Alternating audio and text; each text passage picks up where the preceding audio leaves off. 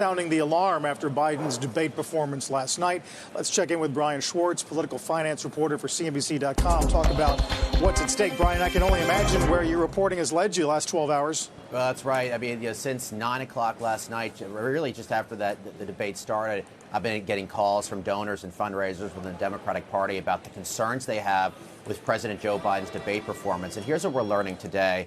So, Biden was supposed to be going to this Hamptons event on Saturday that's expected to be hosted by Barry Rosenstein, a hedge fund executive. That event is still on, at least as of right now. There's also a fundraiser that's expected to take place tonight in New York City, and that, too, I'm being told, is still scheduled for tonight. But there's also a little silver lining on that, which kind of gets me to the point of what we're hearing.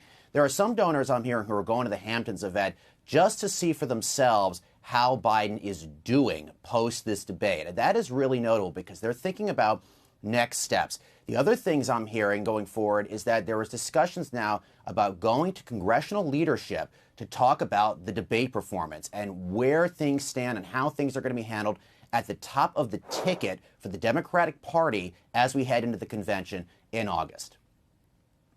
We're starting to get people weighing in, Jeffries on the Hill, Senator Fetterman. What about the fundraising mechanics of someone like a Governor Newsom? Do we know where that stands right now?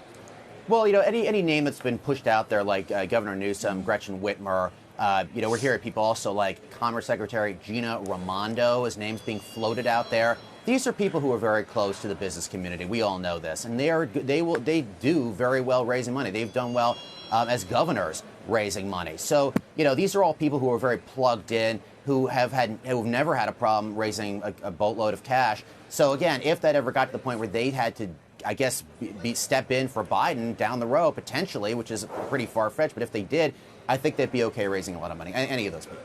Who are the big donors? Who are the ones that can convince him, if need be, the big names that President Biden would listen to? Well, that's a great question. The people that I'm hearing from that believe there are folks out there who can try to convince Biden to make a move one way or another are people like Ron Conway. I texted him today. I have not heard back from him. We're also, hearing names like a Reid Hoffman, but I don't expect Reid Hoffman to step in and say anything should change for Biden. But these are the types of people that could, in theory, who are in the inner circle, could try to speak to Biden about where things should go from here post that debate.